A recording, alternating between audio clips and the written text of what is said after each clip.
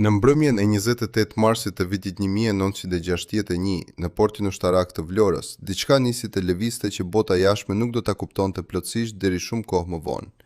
Një makinë e zezë ndaloi parahyrjes së bazës detare të Pasha Limanit, dhe prej saj zbriti një burr me uniformë të gjeneralit, me hapa të shpejtë e me fytyrë të ngurtë, njeriu që tashmë prej 8 vjetësh mbante mbi supe titullin Ministër i Mbrojtjes së Republikës Popullore të Shqipërisë. Ai nuk kishte ardhur për një inspektim rutinë. Ai kishte ardhur për të thënë diçka që asnjë ministër tjetër i një vendi të vogël, anëtar i Traktatit të Varshavës, nuk kishte guxuar ta thoshte kurrë me zë të lartë kundër Bashkimit Sovjetik, se koha e nështrimit kishte mbaruar. Beqir Balluku mblodhi menjëherë komunistët e flotës detare në një takim të mbyllur dhe atje, me një ftohtësi që dëshmitarët e kujtuan edhe pas dekadash, dha urdhrin që do të ndryshonte historinë ushtarake të vendit, të ndërpriteshin të gjitha marrëdhëniet me këshilltarët sovjetik të bazës dhe të merreshin në kontroll të gjitha anijet, armët dhe pajisjet që Bashkimi Sovjetik i kishte lënë në përdorim shqiptar. Në atë qast, në një bazë ku deri para pak kohësh flisnin rusisht oficerë të huaj që komandonin gjysmën e flotës detare shqiptare, filloi një natë që do ta vendoste një ministër shqiptar përballë kërcënimit të drejtpërdrejtë të flotës së gjashtë amerikane në një anë dhe zemerimit të një perandorie bërthamore në anën tjetër. Imagjinoni për një qast peshën e asaj nate. Në det jashtë të Vlorës lundronin 92.000 tonelata qeliku sovjetik, 12 nëndetëse që kishin qenë krenaria e flotës së Bashkimit Sovjetik në Mesdhe, anije mëma, minahedhëse dhe torpedobartëse, gjithsej më shumë se 320 oficere detar sovjetik, të stërvitur, të armatosur, të bindur prej vitesh se Shqipëria ishte thjesht një post i largët, i vogël dhe i nështruar i perandorisë së tyre. Dhe tani, papritur, një ministër i një vendi me më pak se 2 milion banor, po u thoshte se rregullat kishin ndryshuar. A e kuptoni çfarë do të thoshte kjo në terma të fuqisë së pastër? Do të thoshte se një shtet i vogël, i varfër, pa flotë ajrore serioze, pa asnjë aleat të gatshëm ta mbronte menjëherë, po vendoste të përbalej me njërin nga dy superfuqitë e kohës, në territorin e vet, me duart e veta të zhveshura. Dhe njeriu që mori përsipër të drejtonte këtë përballje bal për bal, natën, në terren, ishte pikërisht Beqir Balluku. Çfarë është ju këtë njeri, i cili kishte kalluar gjithë jetën e tij të rritur duke ndërtuar marrëdhënie besimi me ushtarakët sovjetik, duke studiuar në Akademitë Ushtarake të Moskës, duke mbajtur gradën që vetë sovjetikët ja kishin njohur, të bëhej papritur zëri i sfidës kundër tyre. Përgjigjja nuk gjendet në atë natë të vetme të marsit. Ajo gjendet muaj më parë, në një sallë konference shumë larg Vlorës, ku Balluku, i vetmi zyrtar ushtarak i lartë shqiptar i pranishëm, u ngrit në këmbë përballë delegacionit sovjetik dhe tha diçka që askush nuk e priste prej tij, se vendimi për të likuiduar bazën e Vlorës do ta linte Shqipërinë të vetme, të pambrojtur, drejt për drejt përballë flotës së gjashtë amerikane që patrullonte Mesdheun. Ai fjalim, i shkurtër dhe i drejt për drejt, ishte protesta e parë publike e një zyrtari ushtarak shqiptar kundër vullnetit të vetë Bashkimit Sovjetik brenda strukturave të Traktatit të Varshavës. Dhe kur protesta e tij nuk u dëgjua, kur delegacionet e mëdha vendosën siç kishin vendosur gjithmonë, pa e pyetur me të vërtetë të voglin e rrethit, Balluku u kthye në adhe me një vendosmëri që do ta zhdëronte nga zbatuesi i urdhrave në autori një prej momenteve më të guximshme të gjithë luftës së ftohtë ballkanike. A ka pasur ndonjëherë në historinë e vogël dhe të harruar të Ballkanit një qast ku një njeri i vetëm me një vendim të marrë brenda pak orësh të ketë vënë në lëvizje pasoja që do të ndryshonin hartën ideologjike të gjysmës së botës? Sepse ajo që ndodhi në Vlorë në pranverën e atij viti nuk ishte thjesht një grindje lokale për disa anije. Ishte fillimi zyrtar i shkëputjes së plotë midis Shqipërisë dhe Bashkimit Sovjetik, një copëzim që do të hapte derën për Shqipërinë drejt një aleance krejt të re me Kinën komuniste, që do të ndryshonte pozicionin gjeopolitik të vendit për gati 3 dekada, dhe që, siç do ta shohim gjatë kësaj historie, do t'i vinte fare në vetë fati tragjik të njeriu që e drejtoi. Sepse guximi që e bëri Beqir Ballukun hero në sytë e udhëheqjes shqiptare në atë pranverë, do të kthehej 13 vjet më vonë, në pikërisht atë lloj cilësie që një udhëheqës i vetmuar dhe gjithnjë më i dyshimt nuk mund ta duronte më pranë vetes. Por për ta kuptuar këtë kthes të hidhur të fatit, duhet së pari të kthehemi mbrapa, të kuptojmë se si u ndërtua kjo miqësi me sovjetikët dhe pse shpërbërja e saj kërkonte pikërisht një njerëz si Baluku për ta zbatuar. Marrëdhënia midis Shqipërisë dhe Bashkimit Sovjetik nuk ishte qenë kurrë një marrëdhënie e barabartë, por për një kohë të gjatë kishte qenë e dobishme për të dyja palët. Për Moskën, Shqipëria ishte një post i çmuar strategjik, një dritare drejt mesdheu qendror, një vend ku flota sovjetike mund të kishte prani të përhershme vetëm pa kohë lundrimi larg bazave të NATO-s në Itali dhe në Greqi. Për këtë arsye që nga mesi i viteve 50, Bashkimi Sovjetik ishte ndërtuar në gjirin e Vlorës, në ishullin e Sazanit dhe në portin e Pasha Limanit, një nga bazat e tij më të rëndësishme në ndetse jashtë kufive të vet, duke stacionuar aty një pjesë të konsiderueshme të flotës së nëndeceve që operonin në mesdheu. Për Shqipërinë nga ana tjetër, kjo prani sovjetike ishte njëkohësisht një garanci sigurie dhe një burim modernizimi ushtarak që vendi i vogël nuk do ta kishte arritur kurrë vetëm. Anigjet, armët, teknologjia, trajnimi, të gjitha vinin nga Moska, dhe në krye të kësaj bashkëpunimi ushtarak qëndronte pikërisht ministri i mbrojtjes, Beqir Baluku, njeriu që kishte studiuar në Akademinë e Lartë Ushtarake Sovjetike dhe që kishte ndërtuar shumicën e karrierës së tij mbi temelet e kësaj miqësie me lindjen. Por në sipërfaqen e kësaj bashkëpunimi po formohej një plasaritje që do të bëhej gjithnjë më e thellë. Vdekja e Stalinit dhe ngjitja e Nikita Hrushevit në pushtet soli me vete një kthes ideologjike që Enver Hoxha dhe udhëheqja shqiptare e panë si tradhti të drejtë ndaj themeleve të komunizmit.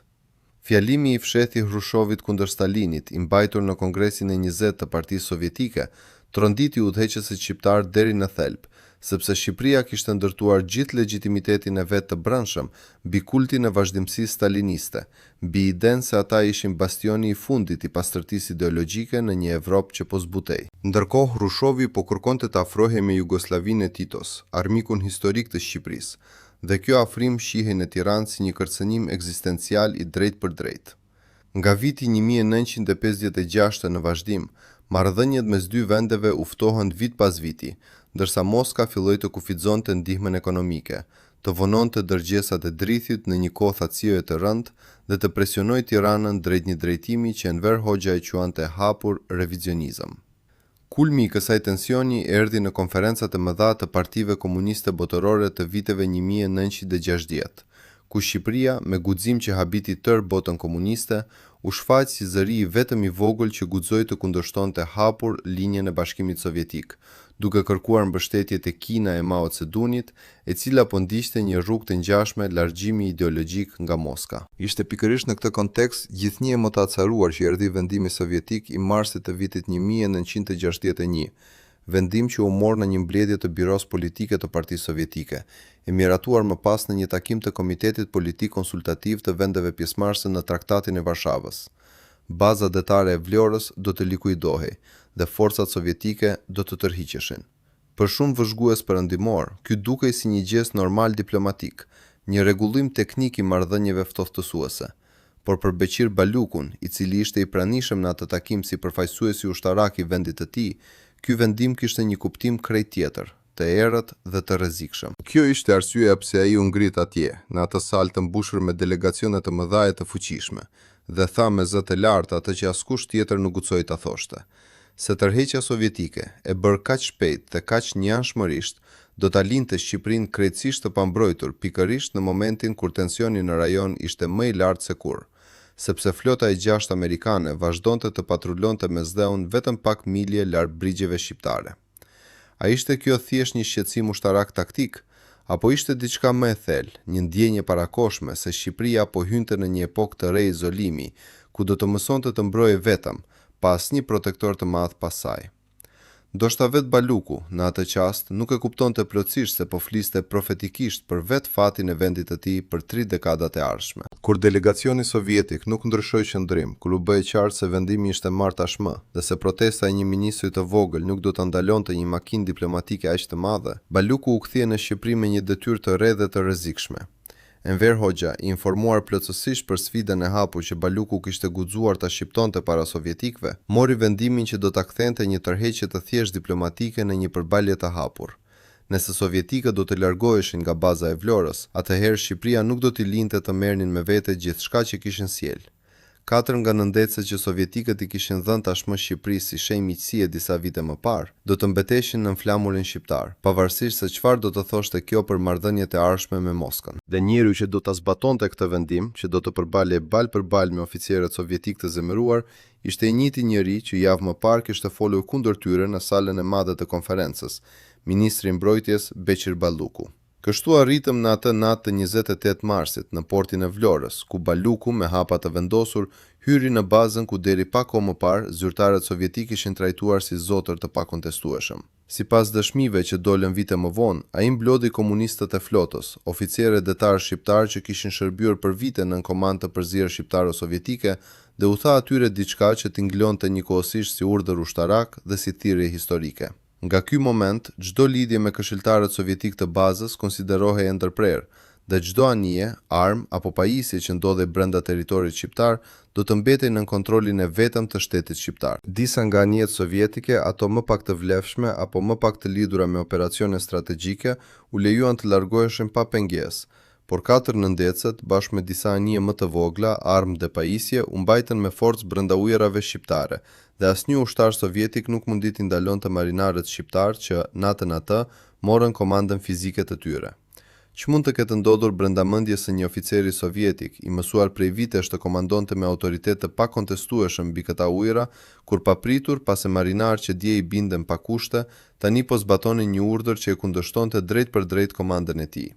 A e kuptoi menjëherë se po shite fundin e një epoke, apo besoi, si shumë të tjerë në Moskë atë kohë, se ky ishte thjesht një incident kalimtar, një kaprico e një udhëheqësi të vogël të një vendi të parëndësishëm që së shpejti do të vendosej në vend nga presioni i madh i superfuqisë. E vërteta, siç do ta tregoj vazhdimi i kësaj historie, do të ishte krejt tjetër, sepse ajo që u vendos atë natë në Vlorë, në dritën e zbehtë të lambave të portit, midis marinarëve shqiptar të hutuar dhe oficerëve sovjetik të tronditur, nuk ishte thjesht fati i disa anijeve prej qeliku. Ishte fillimi i një epoke krejt të re për Shqipërinë, dhe fillimi, pa e ditur atëherë askush, i një udhëtimi tragjik personal për njeriu që dha atë urdhër. Në ditët që pasuan atë natë të marsit, kur lajmi për sekuestrimin e nëndeceve arriti në Moskë, atmosfera brenda ambasadës sovjetike në Tiranë u bë e mbushur me një lloj tensioni që diplomatët e kujtuan gjatë gjithë jetës së tyre.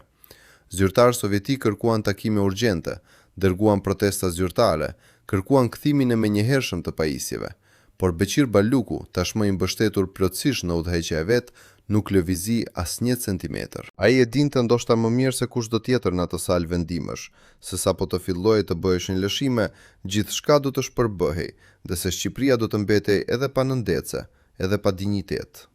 Kështu, gjatë muajve prill dhe maj të atij viti, u zhvillua një lloj lufte të heshtur nervash mbi ujërat e Vlorës, ku çdo palë priste që tjetra të tërhiqej e para. Sovjetikët dërguan sinjale se do të përdornin forcë për të rimarrë nëndece që kishin mbetur ende brenda vartësisë së tyre teknike, ndërsa Shqipëria u përgjigj duke rritur praninë ushtarake rreth xhirit, duke vendosur roje shtesë, duke bërë të qartë se çdo përpjekje për rimarrje me forcë do të kërkonte një kosto që Moska, në fund të fundit, nuk ishte e gatshme ta paguante për një bazë kaq të vogël dhe kaq të largët. Dhe ja ku qëndron një nga ironitë më të thella të kësaj historie, një ironi që meriton të ndalemi mbi të për një çast të gjatë. Kishte njerëz brenda vet strukturave sovjetike dhe kishte padyshim edhe njerëz brenda vet ushtrisë shqiptare, që besonin se përballja mund të qonte drejt një konflikti të vërtet ushtarak, drejt gjakdherdhjes, drejt një lufte të vogël për të vërtet mbi ujërat e Adriatikut. Sipas asaj që dihet sot, vetëm Enver Hoxha kishte dhënë një udhëzim të qartë dhe në dukje të thjeshtë, por me pasoja të mëdha. Operacioni duhej kryer pa derdhur asnjë pikë gjaku sovjetik.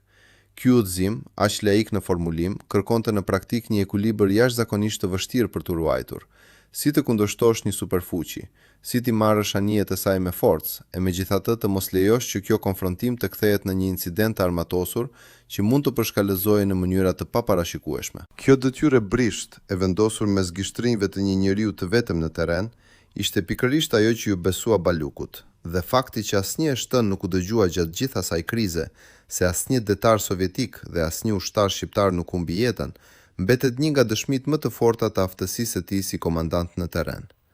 Më 26 maj të vitit 1961, 8 nga nëndecet sovjetike që ende ishin në komandë të përzier, lundruan jashtë ujërave shqiptare, drejt bazave të tjera sovjetike në detin e Zi, duke lënë pas 4 nëndece që tashmë ishin bërë zyrtarisht pronë e flotës shqiptare, bashkë me magazina armësh, pajisje radari dhe infrastrukturë portuale që kishte kushtuar miliona rubla investim sovjetik. Për botën e jashtme, kjo lëvizje e anijeve dukej thjesht si një rregulim rutin i pranisë detare. Por për ata që dinin ta leconin, ishte shenja e parë dukshme se perandoria komuniste, e cila kishte dukur deri atëherë paprekshme dhe monolite, sapo kishte pësuar një humbje të vogël, por domethënëse përballë vullnetit të një vendi që të gjithë e kishin konsideruar tepër të vogël për të kundërshtuar. Në vjetor të po atij viti, marrëdhënie diplomatike midis dy vendeve u shkëputën zyrtarisht, dhe Shqipëria u largua përfundimisht nga çdo pjesëmarrje aktive në strukturat e Traktatit të Varshavës, duke u bërë kështu i vetmi shtet evropian që 40 vite më parë kishte hyrë në botën komuniste në nëmbrelën sovjetike dhe që tani po dilte prej saj me kokën lart, i vetmuar, por i pathyer. Çfarë do të thoshte, në terma njerëzor të thjeshtë, të jetoje në një vend që sapo kishte thyer lidhjet me superfuqinë që e kishte mbrojtur dhe furnizuar për 15 vjet. Do të thoshte pasiguri të thellë ekonomike, sepse projektet të tëra industriale të financuara nga Moska u ndërprerën befasisht, duke lënë punëtorë shqiptar me fabrika gjysmë të ndërtuara dhe plane zhvillimi të shkatëruara. Do të thoshte gjithashtu një ndjenjë kolektive frike që përshkoi tërë vendin, sepse populli i thjesht, ndryshe nga elita e ngushtë e pushtetit, nuk e dinte plotësisht arsyeën e këtij shkëputje të papritur, dhe shumë prej tyre jetuan atë si një braktisje, si humbjen e vetmit mik të madh që Shqipëria e vogël kishte pasur ndonjëherë në një botë armiqësore. Kjo ndjenjë braktisjeje, e cila lindi pikërisht në ato muaj të vitit 1961, nuk do të zhdukej kur plotësisht nga psikologjia kolektive e udhëheqjes shqiptare. Përkundrazi, ajo do të bëjë fare një ideologji të tërë të re, një doktrinë sigurie kombëtare të ndërtuar mbi bindjen se Shqipëria, duke qenë e vogël dhe pa aleate të sigurt, duhej të mësonte të mbrohej vetë me çdo mjet të mundshëm, kundër çdo armiku të mundshëm, sepse askush tjetër nuk do të vinte ta shpëtonte kur të vinte dita e vërtetë e provës. Dhe këtu gjendet një nga paradokset më të errëta dhe më domethënëse të gjithë jetës së Beqir Balukut, një paradoks që historianët e sotëm e trajtojnë me kujdes të veçantë, sepse ishte pikërisht kjo traumë e braktisës së vitit 61, këtë ndjenjë se Shqipëria mund të mbetej papritur e vetme përballë forcave të mëdha të botës, që Balluku vetë kishte parashikuar, e madje kishte shqiptuar me zë të lartë në atë sallë konference përpara sovjetikëve, ajo që më vonë do të ushqente drejt për drejt ideologjinë e mbrojtjes populore totale, atë doktrinë sipas së cilës i gjithë populli shqiptar duhej të bëhej ushtri, çdo kodër duhej të mbulojej me beton mbrojtës, dhe asnjë burim nuk ishte tepër i madh për të investuar në gatishmërinë e përhershme kundër një sulmi që mund të vinte nga cili do drejtim. Balluku pra ishte njëkohësisht profeti dhe siç do ta shohim shumë vite më vonë, viktima e kësaj filozofie të vetmisë strategjike. Ai kishte parashikuar rrezikun e izolimit që lindi nga Vlora, por kur dekada më vonë ai vetë do të guxonte të pyeste nëse zgjidhja ndaj atij izolimi kishte shkuar tepër larg, do të ishte pikërisht kjo pyetje ajo që do t'i kushtonte jetën. Por për momentin, në atë verë të nxehtë të vitit 61, Beqir Balluku nuk ishte një njeri në ndyshim. Ai ishte përkundrazi, heroi i qastit. Brenda strukturave të ngushta të pushtetit shqiptar, ai u përshëndet si njeriu që kishte mbrojtur nderin kombëtar përballë presionit sovjetik, si komandanti që kishte ekzekutuar me saktësi ushtarake dhe me qetësi nervash, një operacion që lehtësisht mund të kishte shpërthyer në katastrofë diplomatike apo edhe ushtarake. Media zyrtare, edhe pse nuk mund të fliste hapur për detajet e ndjeshme diplomatike, e shfaqi si simbol të pavarësisë së re të vendit. Enver Hoxha vetë, sipas dëshmive të kohës, e pa këtë episod si dëshmi shtesë të besnikarisë dhe të aftësisë së ministrit të tij të mbrojtjes, dhe besimi mes tyre, i cili tashmë ishte forcuar prej vitesh lufte e pushtetit të përbashkët, u thelua edhe më shumë. Për një vëzhgues të jashtëm që do të shihte këtë çast, do të dukej i pamundur mendimi se i njëjti njeri, brenda më pak se një brezi, do të përfundonte i akuzuar si tradhtar dhe komplotist ushtarak.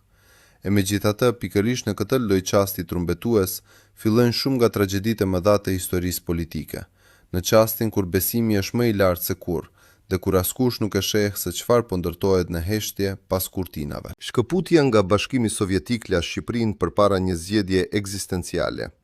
ose të kërkonte një kthim të kujdesshëm drejt perëndimit, gjë e papranueshme për një udhëheqje që e kishte ndërtuar tërë legitimitetin e vet mbi ortodoksinë komuniste,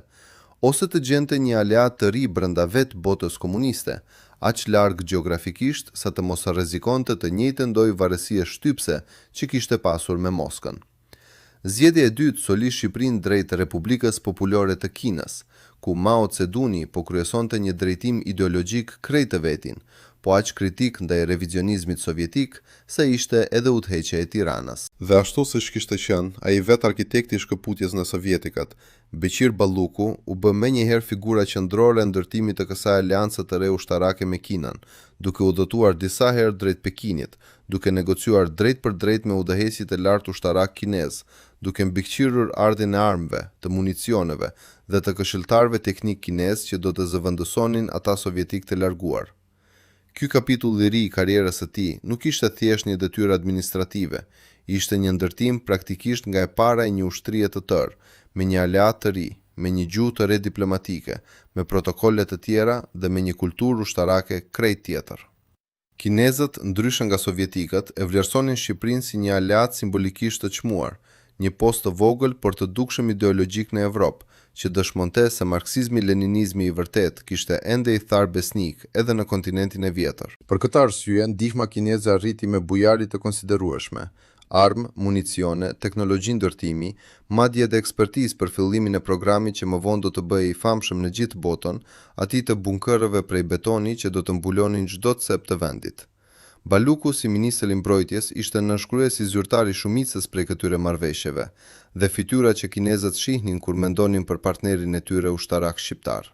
Por ai imagjinoi ai val, ndërsa firmoste ato marrëveshje në salate ftohta protokollare të Pekinit, se një ditë e njëjta lidhje me Kinën, e cila tani i sillte krenari dhe siguri, do të kthehej kundër tij. Sepse historia, siç do ta shohim përsëri e përsëri gjatë kësaj rrëfimi, ka një logjik të pamëshirshme. Atë që sot të ngre lart, mund të bëhet nesër arma që të rrëzon. Miqësia me Bashkimin Sovjetik dikur ja kishte dhënë atij formimin ushtarak, gradën, prestigjin. Kur ajo miqësi mori fund, ai vet ishte njeriu që e ekzekutoi ndarjen dhe doli triumfues. Tani po të njëjtin proces po e përsëriste me Kinën, duke ndërtuar një lidhje të re, po aq të thellë, po aq personale, po aq të identifikuar me emrin e tij. Dhe nëse historia do të përsëritej siç shpesh e bën, atëherë çfarë do të ndodhte kur një ditë edhe kjo miqësi e re të fillonte të plasaritej? A do të ishte ai përsëri njeriu që do të ekzekutonte shkëputjen, apo këtë herë do të ishte ai vet objektivi i saj? Kjo pyetje, e cila në atë kohë dukej thjesht si një ushtrim retorik, do të merrte një përgjigje tragjike shumë vite më vonë, kur bota do të përjetonte një tërmet gjeopolitik që askush në Tiranë nuk e priti me atë shpejtësi dhe me atë për mas. Por para se të arrijmë atje, duhet të ndalemi edhe një qast të vitit 61, te ai moment kur Balluku ishte ende ministri triumfues, njeriu që kishte thënë jo Moskës dhe kishte fituar, sepse ishte pikërisht kjo fitore ajo që ngriti atë kaq lart sa, kur erdhi rënia, ajo të ishte kaq marramendse. Dhe ndoshta pikërisht kjo është dhimbja e vërtetë e kësaj historie, se njeriu që dikur pati guximin të sfidonte drejt për drejt vullnetin e një perandorie bërthamore mbi ujërat e Vlorës, nuk arriti 13 vjet më vonë të sfidonte me po të njëjtin sukses dyshimin e fshehtë të një njeriu të vetëm brenda kufive të vendit të vet. A është kjo ironi e destinit, apo tregon diçka më të thellë për natyrën e pushtetit absolut, ku fitoria kundër armikut të jashtëm nuk garanton kur siguri kundër frikës që lind brenda vet sallave të pushtetit. Vitet që pasuan shkëputjen nga Bashkimi Sovjetik ishin, në shumë kuptime, kulmi i karrierës publike të Beqir Ballukut. Alianca me Kinën komuniste u thellua vit pas viti, dhe Shqipëria, e vogël dhe izoluar në hartën evropiane, u kthye në simbolin më të dukshëm të asaj që udhëheqja e Pekinit e quante besnikëri revolucionare e pandryshuar. Delegacione kineze vizitonin shpesh Tiranën, delegacione shqiptare udhtonin drejt Pekinit, dhe në krye të gjithë kësaj shkëmbimi ushtarak, qëndronte figura e ministrit të mbrojtjes, tashmë një burr në fillim të 50-tave, me flokë të thinjura në të mthat, me një reputacion ndërkombëtar që shkonte përtej kufive të vendit të tij të vogël. Ai u prit disa herë nga vetë udhëheqësit më të lartë ushtarak kinez, mori pjesë në ceremoni zyrtare në Pekin, ku flamuri i kuq shqiptar valvitej krah flamurit kinez, dhe u bë në sytë e shumë vëzhguesve të huaj personifikimi i asaj lidhjeje të çuditshme por të fortë midis një kombi prej 50 e ca milionësh e një tjetri prej më pak se 2 milionësh, të bashkuar nga një ideologji e përbashkët dhe nga një armiqësi e njëjtë ndaj revizionizmit sovjetik. Ndihma ushtarake kineze soli me vete edhe një projekt që do të bëhej dekada më vonë njëri prej simboleve më të njohura dhe më të çuditshme të Shqipërisë komuniste. Rrjeti i bunkerëve prej betoni që filluan të mbinin nëpër fusha, nëpër kodra, madje edhe në plazët e Bregdetit. Ideja themelore pas kësaj programi ishte pikërisht ajo traumë e lindur nga viti 61. Nëse Shqipëria mund të braktisej papritur nga aleati i saj i madh, siç kishte ndodhur me sovjetikët, atëherë vetmja mbrojtje e sigurt ishte ajo që vendi mund ta ndërtonte vetë, me duart e veta, e cila nuk do të varej nga vullneti i askujt tjetër. Baluku, si ministri që kishte jetuar personalisht atë braktisje dhe që kishte parë me sytë e vet se sa shpejt mund të shpërbëhej një aleancë e madhe, ishte fillimisht një mbështetës i fortë i kësaj filozofie të vetmjaftueshmërisë strategjike, edhe pse, siç do ta shohim më vonë, mendimet e tij mbi mënyrën konkrete se si duhej zbatuar kjo filozofi do të evoluonin me kalimin e viteve, deri në një pikë ku ai vetë do të fillonte të pyeste nëse rruga e zgjedhur ishte ende ajo më e mençura. Ndërkohë, brenda vet Kinës po ndodhnin ngjarje që do të përfshinin edhe fatin e largët të një ministri shqiptar, edhe pse në atë kohë kjo lidhje dukej krejt e paimagjinueshme. Revolucioni kulturor kinez i nisur në mesin e viteve 60 kishte krijuar një atmosferë të brendshme lufte pushteti brenda vet udhëheqjes komuniste kineze, ku figura të fuqishme ngriheshin dhe binin me një shpejtësi që kujtonte, në mënyrë të çuditshme, atë që do t'i ndodhte më vonë vet Balukut. Njëri nga këta figura ishte marshali Lin Biao, dikur trashëgjimtari i caktuar i vet Mao Tse-dunit, njeriu që kishte qenë arkitekti kryesor i modernizimit të ushtrisë kineze dhe në shumë mënyra homologu i drejtpërdrejt kinez i vet Balukut si ministër mbrojtjeje. Marrëdhëniet e ngushta ushtarake midis Shqipërisë dhe Kinës do të thoshin në mënyrë të pashmangshme se Baluku dhe stafi i tij kishin pasur kontakte të shumta pikërisht me strukturat ushtarake kineze që Lin Biao drejtonte apo ndikonte. Kur në vitin 1971 Lin Biao ra papritur në disfavor dhe sipas versionit zyrtar kinez, vdiq në rrethana misterioze gjatë një përpjekjeje për t'u arratisur, pasi u akuzua për komplot kundër vet Mao Tse-dunit. Kjo ngjarje jehoi thellë në Tiranë, sepse nëse marshalli më i fuqishëm i ushtrisë kineze, njeriu i dytë i regjimit, mund të zhderohej brenda pak ditësh nga heronët tradhtar, çfarë do të thoshte kjo për të gjithë ministrat e tjerë të mbrojtjes në botën komuniste, që mbanin pushtet të ngjashëm brenda ushtrive të tyre. Ky është një prej fijeve më pak të njohura, por historikisht, domethënë se të gjithë historisë së Beqir Balukut dhe meriton të theksohet me qartësi. Rënia e Lin Biaos u përmend më vonë në disa dokumente zyrtare shqiptare të vitit 1979 si një lloj paralele ideologjike me rastin e vet Balukut, madje me aludime se qarqe të caktuara brenda udhëheqjes shqiptare kishin filluar të shohin të modeli kinezi komplotit ushtarak, një skenar që mund të përsëritej edhe në Shqipëri. Në një kuptim të errët të domethënës, fati i marshalit kinez u bë gati një mostër paralajmëruese, një hartë e mundshme se si mund të dukej fundi i një ministri të fuqishëm të mbrojtjes në një sistem të bazuar mbi kultin e një udhëheqësi të vetëm. Andikoi kjo paralajmëri kineze te mënyra se si Enver Hoxha filloi të shihte figurën gjithnjë më të fuqishme dhe gjithnjë më ndërkombëtarisht të njohur të ministrit të tij të mbrojtjes. Kjo mbetet një pyetje që historianët e sotëm e trajtojnë me kujdes, por që nuk mund të shpërfilet, sepse koincidenca kohore dhe tematike është tepër e madhe për t'u injoruar plotësisht. Por goditja e vërtet, ajo që do të trondit themelet e gjithë aleancës shqiptaro-kineze dhe që do t'i silte pasojat të drejtpërdrejta e fatale për Beqir Balukun, nuk erdhi nga brenda vet Kinës, por nga një kthes gjeopolitike që askush në Tiranë nuk e priti me atë shpejtësi dhe me atë intensitet. Në shkurt të vitit 1972, presidenti i Shteteve të Bashkuara të Amerikës Richard Nixon udhëtoi drejt Pekinit dhe u takua personalisht me vet Mao Tse-dunin, në një moment që u përshkrua nga vetë gazetarët amerikan të kohës si java që ndryshoi botën. Kryeministri kinez Zhou Enlai priti presidentin amerikan me nderime shtetërore dhe brenda pak ditësh, dy fuqi që deri para pak kohësh ishin armiq të betuar, filluan të ndërtonin një marrëdhënie diplomatike krejt të re, të bazuar mbi interesat e përbashkëta gjeopolitike kundër Bashkimit Sovjetik. Për botën perëndimore, kjo ishte një lëvizje gjeniale diplomatike, por për Shqipërinë dhe në veçanti për Enver Hoxhën, kjo ishte në kuptimin më të drejtpërdrejtë të fjalës, tradhtia e dytë e madhe brenda më pak se një dekade. Imagjinoni për një çast peshën psikologjike të kësaj ktheze. Shqipëria kishte thyer lidhjet me Bashkimin Sovjetik pikërisht sepse e akuzoi Moskën për revizionizëm, për tradhti të parimeve revolucionare, për afrim të papranueshëm me botën perëndimore.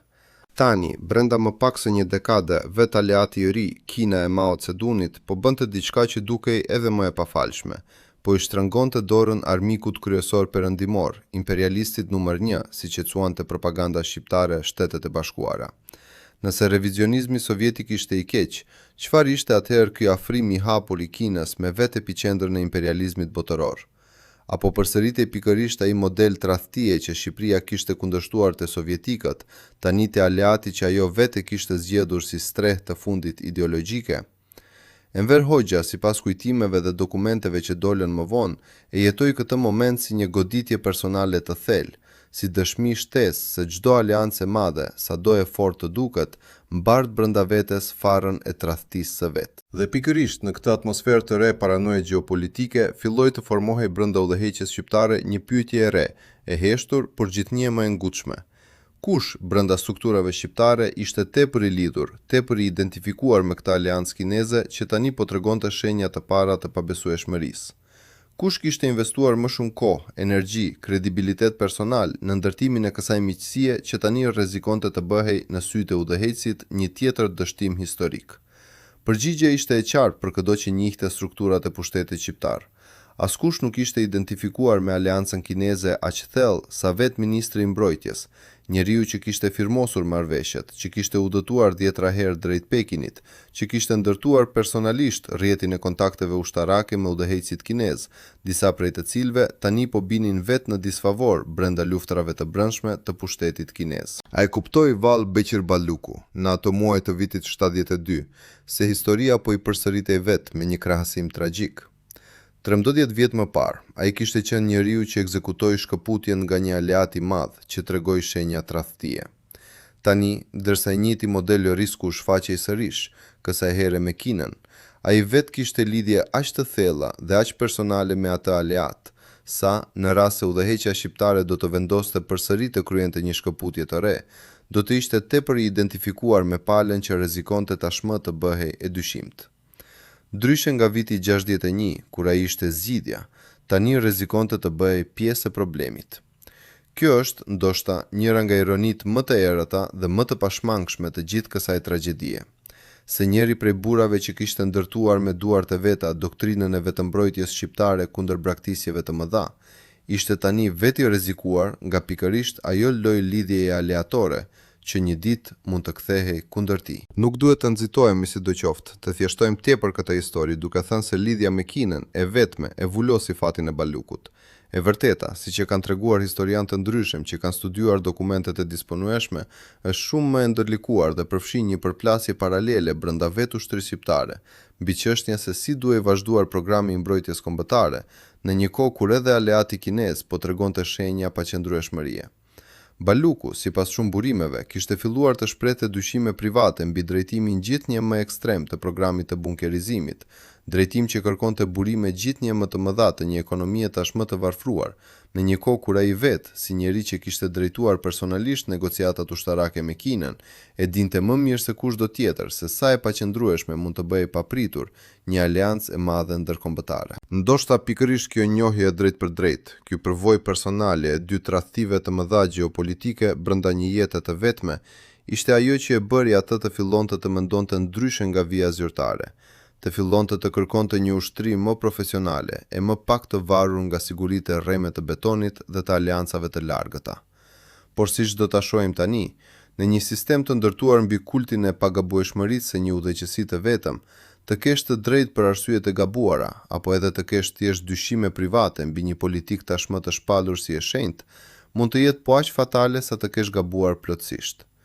Enver Hoxha, i cili kishte jetuar personalisht dy tradhti të mëdha, atë sovjetike dhe tani atë kineze në zhvillim, po zhvillonte një paranojë gjithnjë më të thellë ndaj çdo dukurie që mund të lehtësohej si shenjë e një aleance të fshehtë, e një pavarësie të pakontroluar, e një njeriu që dinte tepër dhe që kishte kontakte tepër të gjera me botën e jashtme. Dhe në krye të listës së njerëzve që i plotësonin të gjitha këto kritere, qëndronte pikërisht njeriu që kishte ndërtuar me duart e veta të dy aleancat e mëdha ushtarake të Shqipërisë komuniste, njeriu që kishte folur me guxim përballë sovjetikëve në Vlorë dhe që tani ishte bërë fytyra e aleancës kineze pikërisht në momentin kur ajo aleancë po tregonte shenjat e para të një tradhtie të re. A mund të ketë pasur ndonjë kthes të fatit më të hidhur se kjo, të bëhesh viktime pikërisht atij lloj besimi që të kishte bërë të domosdoshëm? Verën e vitit 1974, kur Shqipëria po jetonte pasojat e para të acalimit me Kinën, brenda udhëheqjes ushtarake shqiptare u zhvillua një diskutim teknik mbi doktrinën e mbrojtjes kombëtare. Një diskutim që, siç e dim sot nga burime të shumta historike, do të përdorej më vonë si baza kryesore e akuzës kundër Beqir Balukut dhe kolegëve të tij më të lartë ushtarak. Nuk është qëllimi ynë këtu të rrëfejmë përsëri çdo detaj të asaj akuze, sepse historia e vetë procesit të njihet gjërësisht. Akuza për të ashtucojtura tezat e errta, për teorinë e rrëshqitjes graduale larg vijës zyrtare, për një përpjekje për t'i vënë ushtrinë mbi parti.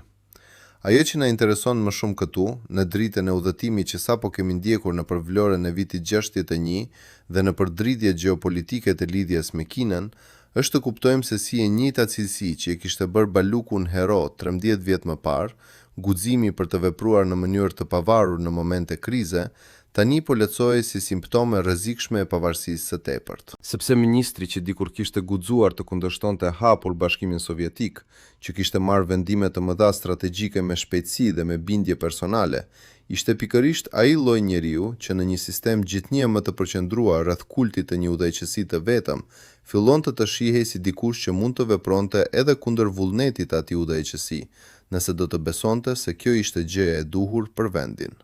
Në vitin 61, kjo pavarësi e mendimit dhe e veprimit e kishte shpëtuar Shqipërinë nga një humiliuese nënshtrim i mëtejshëm ndaj Moskës. Në vitin 74, e njëjta cilësi u interpretua si shenjë e një komploti të mundshëm për të vënë forcën ushtarake mbi vullnetin politik të partisë. A ishte kjo vetëm keqkuptim, apo ishte thjesht logjika e pashmangshme e çdo sistemi totalitar, ku çdo njeri që ka dëshmuar dikur se mund të veprojë vetë, bëhet automatikisht i dyshimt, sapo besimi i udhëheqësit fillon të lëkundet. Dyshimet e parapublike ndaj Ballukut u shfaqën në vjeshtën e atij viti, kur emri i tij filloi të zhdukej nga listat zyrtare të Kuvendit Popullor, dhe kur, brenda pak javësh, ai u hoq nga posti i ministrit të mbrojtjes që kishte mbajtur pa ndërprerje për 22 vjet. Procesi që pasoi ishte i mbyllur, ushtarak, pa transparencë të vërtetë dhe përfundoi me dënimin e tij bashkë me disa nga bashkëpunëtorët e tij më të ngushtë si organizator i një veprimtarie komplotiste kundër udhëheqjes. Vetë natyra e mbyllur e këtij procesi bën të pamundur sot që të dalohet me siguri të plot sa nga akuza ishte bazuar mbi fakte të vërteta dhe sa ishte thjesht instrument për të eliminuar një njeri që kishte dyshuar hapur për drejtimin e politikës së mbrojtjes kombëtare, pikërisht në momentin kur udhëheqësi ishte më i ndjeshëm ndaj çdo shenje pavarësie brenda ushtrisë.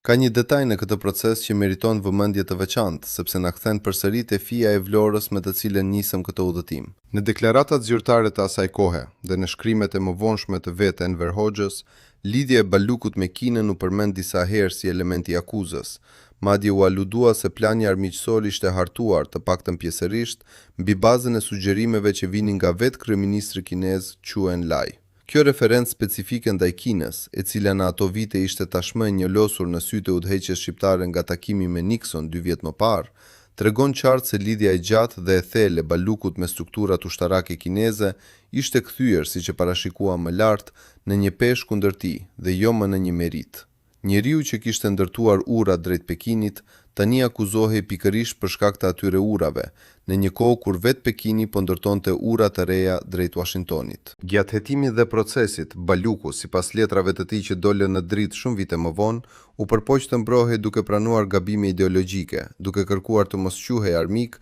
por pa pranuar kur plotësisht akuzën për komplot të armatosur.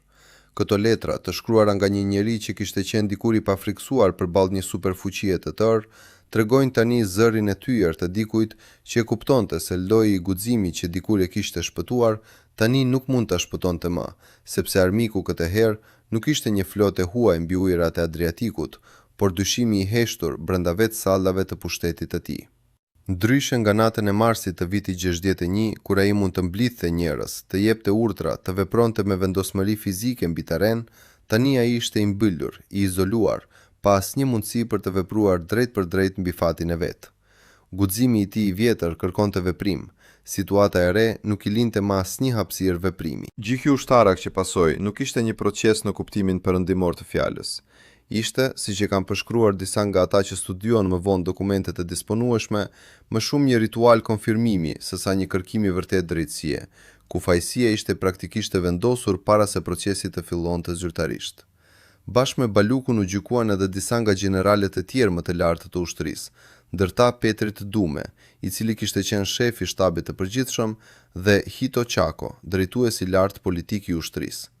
Dënimi më I rënd u shqiptua kundër të 3 kryesorëve dhe ai u zbatua më 5 nëntor të vitit 1975, kur jeta e Beqir Balukut mbyli udhëtimin e saj tokësor larg syve të publikut, në një qast pa asnjë ceremoni, pa asnjë njoftim zyrtar për familjen, në një heshtje po aq të plot sa ajo që kishte mbuluar dikur vendimet e mëdha të pushtetit që ai vetë kishte ndihmuar t'i zbatonte. Nuk do të zgjatemi këtu mbi detajet e njohura tashmë të varrimit të tij të fshehtë, të gropës së përbashkët mbi kodrat e Vlorës së Largët, apo të kërkimit të gjatë e të dhimbshëm që familja e tij do të bënte më vonë për t'i gjetur eshtrat. Sepse këto kapitujt e historisë së tij janë tashmë të njohur për çdo që kanë ndjekur rrëfimet e tjera mbi jetën e tij.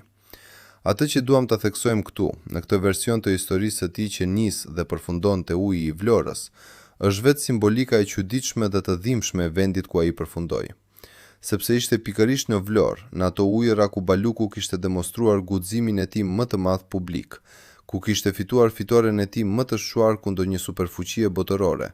që trupi I tij, 24 vjet më vonë, do të varrosej fshehurazi, pa emër, pa nder, si të ishte armik I vet atij vendi që kishte ndihmuar ta mbronte. A ka simbolik më të hidhur në gjithë historinë e Ballkanit komunist se kjo? Njeriu që dha urdhrin që bëri Vlorën simbol të pavarësisë kombëtare shqiptare u kthye dekada më vonë te po ajo kodër, jo si hero I kthyer për t'u nderuar, por si armik I fshehur në një shtresë dheu pa emër. Bregdeti që dikur kishte parë triumfin e tij ndaj Moskës, tani po e mbulonte trupin e tij në heshtjen më të plotë, larg syve të familjes, larg çdo dinjiteti publik që I takonte një njeriu që dikur kishte qëndruar krah udhëheqësit të vendit në momentin më të vështirë të historisë ushtarake të pasluftës. Kjo rrethan, e njohur pak nga publiku I gjerë, madje edhe brenda vetë Shqipërisë, meriton të theksohet fuqishëm. Gjeografia e triumfit të tij dhe gjeografia e turpit të tij të imponuar ishin në fund e njëjta gjeografi. Kjo na sjell te pyetja qendrore që kjo histori e veçantë na detyron ta shtrojmë, një pyetje krejtësisht ndryshme nga ato që janë shtruar zakonisht mbi rastin e Balukut. Ne nuk po pyesim thjesht nëse ai ishte fajtor apo I pafajshëm për akuzën e komplotit ushtarak të vitit 74, edhe pse kjo pyetje mbetet e rëndësishme dhe historikisht ende e hapur. Po pyesim diçka më themelore. A ka një çmim afatgjat për guximin brenda një sistemi totalitar? A mundet një njeri të shpëtojë vendin e tij një herë, me sfide të hapur ndaj një perandorie të huaj, dhe pikërisht ky episod triumfues, ky moment I pastër guximi personal, të bëhet fare vetë shkatërrimit të tij shumë vite më vonë, kur I njëjti sistem që e nderoi për guximin e tij, fillon të shohë atë guxim si kërcënim ndaj vetë ekzistencës së tij. Sepse nëse përgjigjja është po, atëherë historia e Beqir Balukut nuk është thjesht historia e një ministri që ra në disfavor. Është një demonstrim I frikshëm I asaj se si sistemet totalitare I konsumojnë vetë burrat e tyre më të guximshëm, duke I shpërblyer fillimisht për cilësitë që u shërbejnë dhe duke I shkatëruar më vonë pikërisht për ato njëjta cilësi, kur ato bëhen tepër të mëdha, tepër të pavarura, tepër të vështira për t'u kontrolluar. Familja e Beqir Balukut jetoi pasojat e këtij fundi për dekada të tëra, dhe brenda kësaj vuajtjeje të gjatë ekziston edhe një kapitull I veçantë, I lidhur pikërisht me atë natë të largët të vitit 61, që rrallë herë përmendet kur flitet për fatin e tyre. Fëmijët e Balukut u rritën fillimisht gjatë viteve 60 dhe 70 në hijen e krenarisë familjare për atë qast historik. Prindrit e tyre, të afërmit, madje edhe mësuesit në shkollë, e dinin se babai I tyre ishte njeriu që kishte marrë përsipër të thoshte, jo Bashkimit Sovjetik në Vlorë. Njeriu që kishte kthyer 4 nëndece në pronë kombëtare shqiptare, kur askush tjetër nuk kishte guxuar. Ky ishte një burim krenarie që I shoqëroi ata gjatë gjithë fëmirisë, një histori familjare heroike që tregoi me krenari të përmbajtur, edhe pse vetë detajet e plota të ngjarjes nuk mund të diskutoheshin hapur, me një shoqëri ku çdo temë ushtarake ishte mbuluar me shtresa sekreti. Dhe pastaj, brenda pak muajsh, në vjeshtën e vitit 74, e njëjta histori familjare u shndërrua në një mbulesë turpi. E njëjta ngjarje e Vlorës, e cila diku ishte burim krenarie, tani rrezikonte të lehtësohej retrospektivisht si shenjë e hershme e karakterit të pavarur dhe të vetbesuar të një njeriu që, siç e pretendonte tashmë akuza zyrtare, ishte gjithmonë prirur drejt veprimit të pavarur nga vullneti i udhëheqjes qendrore. Fëmijët e tij mësuan në një kohë shumë të shkurtër se historia që dikur i mbushte me krenaj tani duhej të fshihej, të mos përmendej, të mbahej brenda 4 mureve të shtëpisë si një sekret i rrezikshëm. Kjo është një prej dimensioneve më të dhimbshme dhe më pak të njohura të gjithë kësaj tragjedie familjare, se madje edhe ngjarja më heroike e jetës së babait të tyre, ajo natë vetme kur ai kishte sfiduar një superfuqi për të mbrojtur nderin kombëtar, u bë brenda pak muajsh, po aq e rrezikshme për t'u përmendur sa çdo tjetër detaj i biografisë së tij. Për 26 vjet, familja Baluku jetoi paditur ku ishin neshtrat e njeriu të tyre, të privuar madje edhe nga ngushëllimi minimal i një vari ku të mund të lini një lule apo të ndalonin një qast në heshtje. Kërkimet e tyre, të nisura menjëherë pas rënies së regjimit komunist në fillim të viteve 90, u përballën fillimisht me heshtje, me dëshmi kontradiktore, me njerëz që ende kishin frikë të flisnin hapur për vendodhjen e varrit të fshehtë. Vetëm në vitin 2000, pas përpjekjesh të gjata dhe të dhimbshme,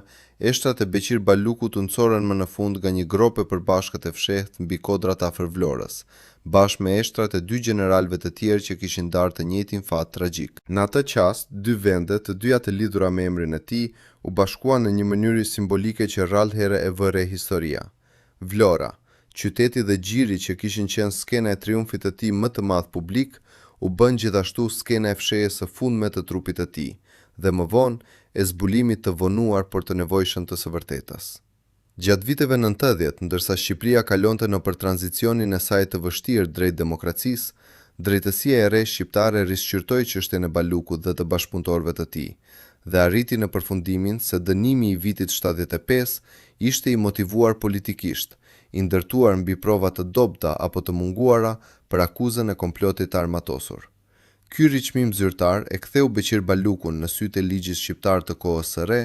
nga tratar i shpallur në viktimë të një sistemi që kishte pasur nevojë të vazhdueshme për armiq të brendshëm. Por përtej kësaj, rehabilitimi ligjor ka pasur gjithashtu në dekadat e fundit një lloj tjetër riçmimi, më i qetë, më akademik, por jo më pak domethënës. Historianë ndërkombëtar të luftës së ftohtë, duke studiuar arkivat e hapura pas rënies së Bashkimit Sovjetik, kanë filluar ta shohin krizën e Vlorës të vitit 61 si një prej momenteve më të guximshme dhe më të pazakonshme të gjithë periudhës. Një rast unik ku një shtet i vogël, pothuajse i pafuqishëm në terma ushtarak të përgjithshëm, arriti të detyronte tërheqjen e forcave detare të një superfuqie bërthamore, pa derdhur asnjë pikë gjaku dhe pa u shkatëruar vetë në procesin e kësaj sfide. Kjo perspektivë historike, e cila e vendos episodin e Vlorës jo si një kuriozitet i vogël i historisë ballkanike, por si një studim rasti serioz mbi mënyrën se si shtetet e vogla mund të negociojnë hapësirën e tyre të pavarësisë përballë fuqive të mëdha, i jep një dimension të ri edhe figurës së vet Balukut. Ai shfaqet në këtë dritë jo thjesht si viktimë e fundit tragjike e një sistemi paranojak, por edhe si një strateg ushtarak që të paktën në atë moment të vetëm të karrierës së tij, arriti të lehtësonte sakt ekuilibrin e forcave ndërkombëtare, të vlerësonte sakt se deri ku mund të shkonte sfida ndaj Moskës pa provokuar një përgjigje ushtarake të plotë, dhe të ekzekutonte një plan që kërkonte njëkohësisht guxim personal të jashtëzakonshëm dhe kontroll të ftohtë nervash mbi një situatë që lehtësisht mund të kishte dalë jashtë kontrollit. Kjo aftësi, kjo kombinim i rrallë i guximit dhe i disiplinës, është pikërisht ajo që e bën fatin e tij të mëvonshëm edhe më tragjik. Një njeri me aftësi kaq të qarta strategjike, i shkatëruar jo nga një armik i jashtëm, por nga logjika e brendshme e frikës së një sistemi që ai vetë kishte ndihmuar ta ndërtojë e ta forcojë. Ndoshta ka ardhur koha të pyesim edhe një pyetje tjetër, më të gjerë, që shkon përtej rastit specifik të Beqir Balukut. Sa shpesh, në historinë e sistemeve totalitare të shekullit 20, njerëzit që u ngritën fillimisht pikërisht për shkak të guximit dhe të pavarësisë së tyre të mendimit, u bën më vonë viktimat e para të po atij sistemi, sapo ai sistem u konsolidua plotësisht rreth kultit të një udhëheqësie të vetëm.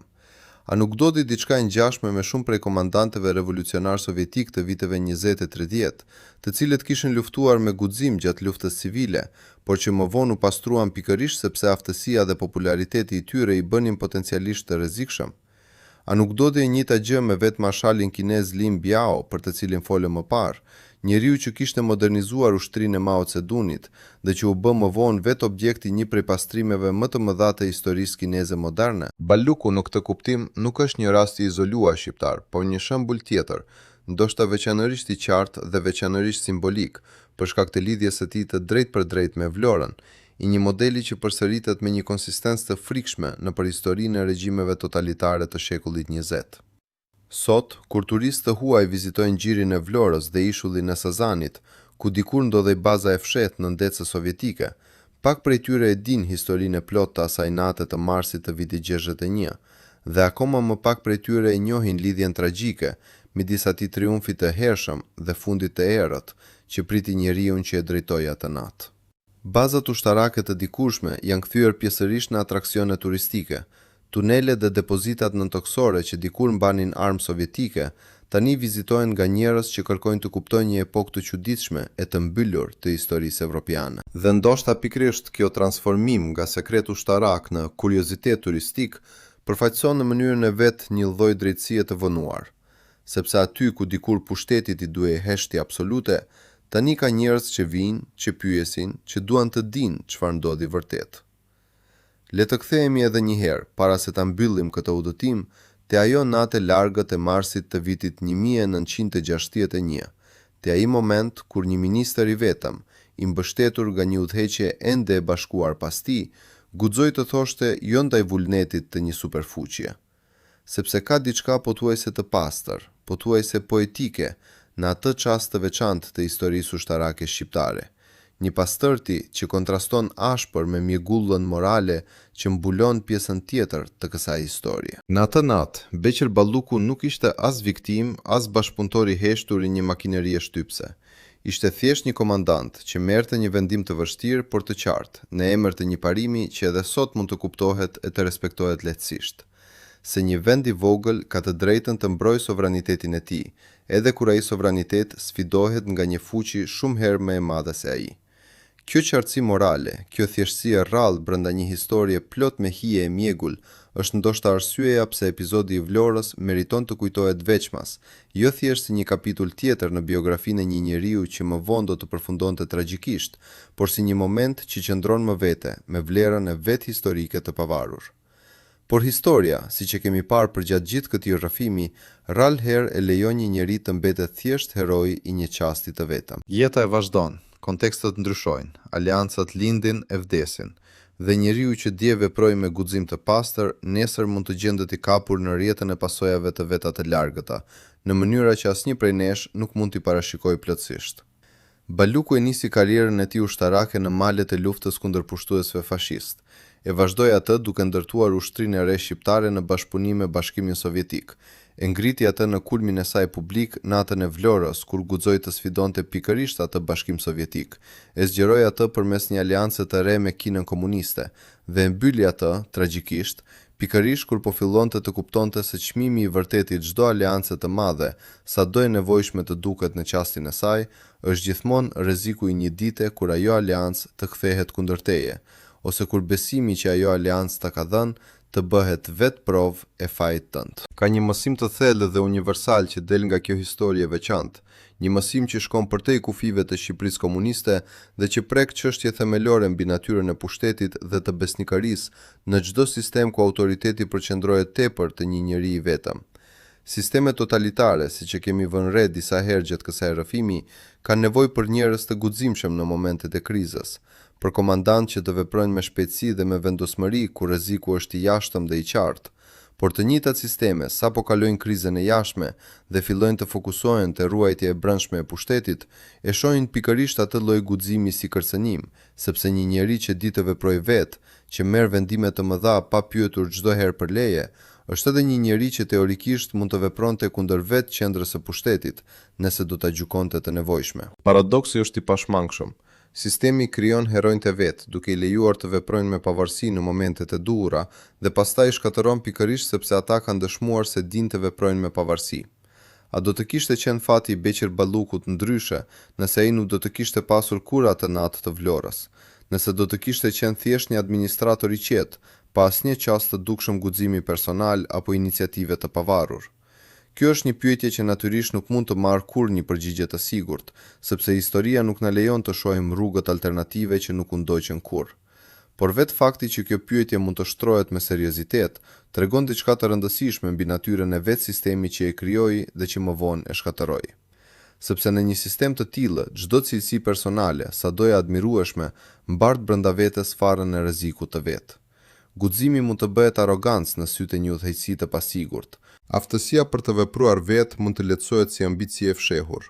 Dhe suksesi, sado I madh dhe sado I dobishëm për vendin, mund të krijojë pikërisht atë lloj respekti e populariteti që një udhëheqës I vetmuar nuk mund ta durojë gjatë pranvetes. Ndërsa mbyllim këtë udhtim të veçantë nëpër jetën e Beqir Ballukut, një udhtim që zgjodëm ta ndërtojmë jo rreth mjegullës së akuzës së tij përfundimtare, as rreth mekanikës së errët të fshirjes së tij nga kujtesa zyrtare, por rreth atij çasti të vetëm e të pastër guximi që ai demonstroi natën e 28 marsit të vitit 61, na mbetet një pyetje e fundit, ndoshta më e vështira nga të gjitha ato që kemi shtruar gjatë kësaj rrëfimi. A ja vlen guximi çmimin që ndonjëherë kërkohet për të, edhe kur ai çmim vjen shumë vite më vonë, nga një drejtim krejt tjetër, nga një armik krejt tjetër, nga ai që ishte përgatitur ta përbaloje? Balluku e dinte të përballej me flotën sovjetike mbi ujërat e Adriatikut. Nuk e dinte, apo nuk e kuptoi mjaftueshëm herët, se armiku I vërtet që do ta shkatërronte nuk do të vinte kurrë nga deti, por nga brenda vetë salave ku ai kishte ndenjur për 22 vjet si njeri I besuar. Sot, kur historianët e luftës së ftohtë studiojnë rastin e vogël por të pazakontë të krizës së Vlorës, ata e citojnë shpesh si shembull të asaj çka mund të arrijë një shtet I vogël kur udhëhiqet nga vendosmëri e qartë dhe nga gatishmëri për të pranuar rrezik të llogaritur. Por pak prej tyre ndjekin historinë deri në fund, deri te gropa e pashënjuar mbi po ato kodra të Vlorës, ku 24 vjet më vonë do të varrosej fshehurazi vetë njeriu që kishte bërë të mundur atë triumf të hershëm. Dhe ndoshta pikërisht kjo mungjes vazhdimësie në kujtesën historike, ky ndarje midis heroit të krizës së jashtme dhe viktimës së pastrimit të brendshëm, është ajo që na duhet ta rregullojmë sot, duke I treguar këto dy anë të së njëjtës jetë si pjesë të një historie të vetme e të pandashme. Sepse vetëm duke I parë bashk triumfin e Vlorës dhe tragjedinë e 20 vjeteve më vonë, mund të kuptojmë vërtet se çfarë do të thoshte të ishe njeri me pushtet, me guxim dhe me besnikëri brenda një sistemi që në fund nuk I fali asnjërin prej këtyre cilësive. Kështu, historia jonë mbyllet aty ku filloi, mbi ujërat e qeta të gjirit të Vlorës, ku dikur lundronin në ndetse sovjetike, në komandën e friksuar të oficerëve që pan humbjen e tyre të parë të vogël, por domethënse përballë vullnetit të një populli të vogël. Dhe ku, dekada më vonë, I njëjti gjë mbajti fshehur për 26 vjet, eshtat e njeriu që kishte ndërtuar atë triumf. Nëse do të duhej të zgjidhnim një imazh të vetëm për ta mbajtur mend nga gjithë kjo histori, ndoshta do të ishte pikërisht ky. Uji I njëjtë, brigu I njëjtë, dy kohë krejt të ndryshme dhe një njeri vetëm që jetoi mjaftueshëm gjatë sa të shihte veten fillimisht si shpëtimtar e më pas si armik, në sytë e po atij shteti që një herë kishte quajtur hero. Kjo është ndoshta mësimi më I thellë dhe më I qëndrueshëm I gjithë kësaj rrëfimi, se në sistemet e ndërtuara mbi frikën dhe mbi kultin e pagabueshmërisë së një njeriu të vetëm, madje edhe guximi më I pastër, madje edhe fitoria më e drejtë kundër një armiku të jashtëm të padyshimt, nuk mund të garantojë kurrë siguri të përhershme, sepse rregullat e lojës mund të ndryshojnë papritur dhe njeriu që dje ishte shpëtimtar mund të zbulojë shumë vonë se tashmë ishte bërë armiku I ri që sistemi kishte nevojë ta gjente. Ka disa detaja shtesë të asaj konfrontimi të pranverës së vitit 61 që meritojnë të tregojnë me kujdes më të madh, sepse ato na tregojnë se sa afër ishte në të vërtetë Shqipëria e vogël nga një përplasje ushtarake e drejt për drejt me një superfuqi, dhe sa e madhe ishte përgjegjësia që rëndonte mbi supet e Beqir Ballukut gjatë atyre javëve. Më 7 prill të atij viti, disa javë pasi Baluku kishte dhënë urdhrin filestar në portin e Vlorës, forcat ushtarake shqiptare shtrënguan edhe më shumë rrethimin rreth bazës së Pasha Limanit, duke ndërprerë çdo kanal furnizimi dhe komunikimi për personelin sovjetik që ende ndodhej brenda territorit të bazës. Kjo nuk ishte thjesht një gest simbolik protest, ishte një blokadë vërtet ushtarake, e ngjashme në natyrën e vet me situatat më të tensionuara të gjithë luftës së ftohtë, ku njëra palë përdor izolimin fizik për të detyruar tërheqjen e palës tjetër, pa hyrë në konflikt të hapur të armatosur. Ndërkohë, sipas dëshmive që dolën më vonë në dritë, artilleria bregdetare shqiptare u pozicionua në drejtim të drejtpërdrejtë anijeve sovjetike të ankoruara në Gji, një gest që në gjuhën e diplomacisë ushtarake konsiderohet një nga format më të qarta të kërcënimit të mundshëm të forcës. Komandantët shqiptar, ndërta edhe vet Baluku, sinjalizuan gjithashtu se ishin të gatshëm të minonin kanalin detar që lidhte Gjirin e Vlorës me detin e hapur, një veprim që praktikisht do ta bënte të pamundur për çdo anije sovjetike të largohej pa rrezik shpërthimi. Vetëm duke i vendosur këto elemente krah njëri tjetrit, artillerie drejtuar, kërcënim minimi, ndërprerje totale komunikimi, mund të kuptojmë se sa afër ishte kjo situatë në një konflikt i vërtet ushtarak. Nuk po flasim thjesht për një grindje diplomatike me thirrje ambasadash dhe protesta zyrtare. Po flasim për një situatë ku, sipas vlerësimit të shumë analistëve ushtarak të mëvonshëm, një gabim i vetëm, një urdhër i keq interpretuar, një detar nervoz me gishtin mbi çelësin e armës, mund të kishte shkaktuar viktima të para dhe potencialisht një spirale përshkallëzimi që askush nuk do ta kishte mundur ta ndalonte. Është pikërisht në këtë kontekst që duhet vlerësuar aftësia e Beqir Balukut si komandant në terren. Të mbash një forcë ushtarake në gjendje kaq të lartë gatishmërie, me armë të drejtuara drejt për drejt kundër një pale shumë më të fuqishme, për javë të tëra, pa lejuar që tensioni të shpërthente në një incident të pakontrolueshëm, kërkon një lloj disipline dhe qetësie personale që pa komandant të kanë demonstruar në rrethana kaq të vështira. Dhe ai e bëri këtë duke qenë vetë prezent fizikisht në terren, duke komunikuar drejt për drejt me oficerët dhe dëtarët e tij, duke marrë përsipër personalisht rrezikun që një gabim i vetëm i vartësve të tij të mund t'i kushtonte jetën jo vetëm atij, por edhe të gjithë strategjisë kombëtare shqiptare të asaj kohe. Kjo ishte, në kuptimin më të thellë të fjalës, udhëheqje nga fronti, jo nga një zyre largët në kryeqytet. Ajo që shumë vëzhgues nuk e din sot dhe që meriton të theksohet fuqishëm, është se Nikita Hrushovi vet, sipas disa burimeve historike që kanë dalë në dritë vite më vonë, kishte konsideruar një përgjigje ushtarake ndaj asaj që Moska e shihte si një sfidë pa precedent ndaj autoritetit të saj brenda vetë strukturave të Traktatit të Varshavës. Nëse Bashkimi Sovjetik do të vendoste të përgjigjej me forcë ndaj asaj që në thelb ishte një konfiskim territorial i pronës sovjetike nga një vend antar i aleancës, pasojat mund të kishin qenë të palogariqme, jo vetëm për Shqipërinë, por potencialisht edhe për ekuilibrin e brendshëm të gjithë kampit komunist. Por një përgjigje e tillë drejt për drejt nuk u materializua kurrë, dhe një nga arsyet kryesore sipas kësaj analize historike ishte se vëmendja e udhëheqjes sovjetike u zhvendos shpejt drejt krizave shumë më të mëdha dhe më urgjente gjeopolitike, ndërto edhe kriza e raketave në Kubë, e cila shpërtheu vitin pasardhës dhe që soli botën më afër se kurrë me një konflikt bërthamor të drejt për drejt midis dy superfuqive. Në një kuptim të çuditshëm dhe pothuajse ironik, fati i vogël i Shqipërisë u shpëtua nga vëmendja e tërhequr drejt një krize shumë më të madhe në anën tjetër të botës. Kjo na sjell të një pyetje spekulative, por historikisht të vlefshme, që meriton të shtrohet. Çfarë do të kishte ndodhur nëse Bashkimi Sovjetik do të kishte vendosur të përgjigjej me forcë ndaj sfidës së Balukut në Vlorë? A do të kishte hyrë Shqipëria në një luftë të hapur, të pashpresë, kundër superfuqisë më të madhe ushtarake të kohës?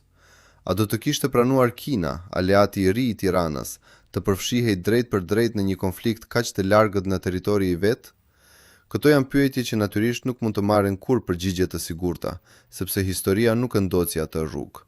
Por vetë fakti që këto pyetje mund të shtrohen seriozisht nga historianë të luftës së ftohtë, tregon se sa i madh ishte në të vërtetë rreziku që Beqir Baluku dhe udhëheqja shqiptare pranuan të merrnin mbi vete atë pranverë. Nuk ishte një gjest i lehtë simbolik, ishte një bast i llogaritur me kujdes, por një bast që, nëse do të kishte dalë keq, mund t'i kishte kushtuar Shqipërisë ekzistencën e saj si shtet i pavarur. Vlen të përmendet gjithashtu se vetë natyra e kësaj përbalje soli një ndryshim të përhershëm në mënyrën se si udhëheqja ushtarake shqiptare e perceptonte veten. Përpara krizës së Vlorës, ushtria shqiptare kishte funksionuar për vite si një deg praktikisht e integruar e strukturave ushtarake sovjetike, duke ndjekur doktrina, protokole dhe madje edhe gjuhë komandimit të huaxuara drejt për drejt nga Moska. Pas krizës, kjo ushtri u detyrua të mësonte, brenda pak muajsh të funksiononte vetë, pa mbështetjen e këshilltarëve të huaj, pa siguritë e një aleance të madhe pas saj. Ky proces i shpejt i pavarësimit institucional, i drejtuar personalisht nga Baluku në cilësinë e tij si ministër i mbrojtjes, la gjurmë të thella në kulturën ushtarake shqiptare për dekada të tëra. Madje edhe pasi vetë Baluku nuk ishte më gjallë për ta parë vazhdimsinë e punës së tij. Dhe ky proces pavarësimi, siç e kemi vënë re më lart, u bë gjithashtu themeli psikologjik mbi të cilin u ndërtua e gjithë doktrina e mëvonshme e mbrojtjes populore totale, ajo doktrinë e njëjtë që ironikisht do të bëhej pikërisht fusha e betejës ideologjike që do ta shkatëronte atë 20 vjet më vonë. Kur mendojmë sot për të gjitha këto fije që lidhen mes tyre, nga blokada ushtarake e Vlorës deri te bunkërët e betonit që mbulojnë ende peizazhin shqiptar, deri te akuza fatale e vitit 74, e kuptojmë se jeta e Beqir Balukut nuk mund të ndahet thjesht në kapituj të veçantë, të pavarur nga njëri tjetri. Çdo vendim që ai mori, çdo aleancë që ndërtoi, çdo sfidë që pranoi, la pasoja që do të ndikonin, në mënyra që ai vetë nuk mund t'i parashikonte plotësisht mbi vitet e tij të mëvonshme. Guximi i tij në Vlorë krijoi doktrinën e vetëmjaftueshmërisë, që më vonë ai vetë do ta vinte në dyshim. Aleanca e tij me Kinën, e ndërtuar mbi po atë doktrinë vetëmjaftueshmërie, u bë e dyshimt kur vetë Kina tregoi shenja tradhtie ndaj Shqipërisë, dhe reputacioni i tij si komandant i pavarur, i aftë të veprojë vetë në momente krize, e kaloi atë nga hero kombëtar në armik të mundshëm të brendshëm, pikërisht sepse e njëjta pavarësi që dikur e kishte shpëtuar vendin, tani lehtësohej si kërcënim ndaj vetë udhëheqësit që dikur e kishte nderuar për të. Para se ta lëm përfundimisht këtë histori, le të kthehemi edhe një herë te vetë figura njerëzore e Beqir Balukut, larg titujve dhe akuzave, larg gradave ushtarake dhe vendimeve të mëdha strategjike. Sepse pas çdo ministri, pas çdo general, pas çdo figure që historia e mban mend, vetëm përmes ngjarjeve të mëdha, qëndron gjithmonë një njeri i vetëm, me frikën e vet, me dyshimet e veta, me netët e veta pa gjumë. Njeriu që natën e 28 marsit të vitit 61 mori përsipër të sfidonte një superfuqi, nuk mund të ketë qenë krejtësisht pa frikë. Ai duhet ta ketë ndjerë peshën e asaj përgjegjësie, mundësinë reale që vendimi i tij të çonte drejt gjakderdhjes, drejt shkatërimit të vendit që dashuronte. E megjithatë ai veproi, sepse besonte se ky ishte qasti kur dikush duhej të vepronte, edhe me rrezik personal, në emër të diçkaje më të madhe se vetja e tij. Kjo aftësi për të vepruar përballë frikës, ky lloj guximi që nuk e mohon rrezikun, por e pranon atë me sy hapur, është ndoshta cilësia më e çmuar dhe njëkohësisht më e rrezikshme që një njeri mund të ketë brenda një sistemi të tillë. E çmuar, sepse pikërisht kjo cilësi e bëri Ballukun të dobishëm, madje të domosdoshëm, në momentet kur vendi kishte nevojë për dikë që të merrte vendime të vështira. E rrezikshme, sepse njëjta cilësi kur nuk kontrollohet plotësisht në qendra e pushtetit, kthehet automatikisht në një burim pa sigurie për vetë atë qendër. Dhe kështu, historia e Balukut na kthen përsëri te ajo pyetje themelore që përshkoi gjithë këtë rrëfim. A mund të ekzistojë guximi i vërtet brenda një sistemi të tillë, pa u kthyer herët avon në rrezik për vetë atë që e demonstron? Ndoshta përgjigjja e vërtet nuk gjendet as te fajësia as te pafajësia e tij përfundimtare, por të vetë pranimi se jeta e tij përmban të dyja anët e njëkohshme të kësaj kontradikte. Heroizmin e pastër të një nate mbi ujërat e Vlorës dhe tragjedinë e errët të një gjyqi të padrejtë 24 vjet më vonë.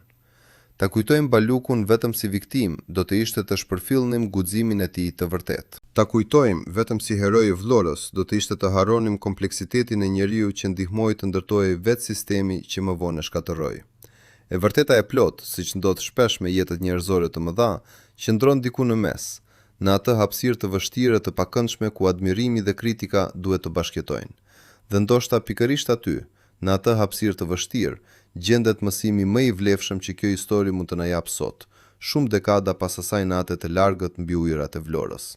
Se asnjë njeri, sado i guximshëm, sado i aftë, sado i besuar, nuk mund të jetë kur vërtet i sigurt brenda një sistemi ku e vërteta dhe fati varen tërësisht nga gjykimi i ndryshueshëm i një njeriu të vetëm.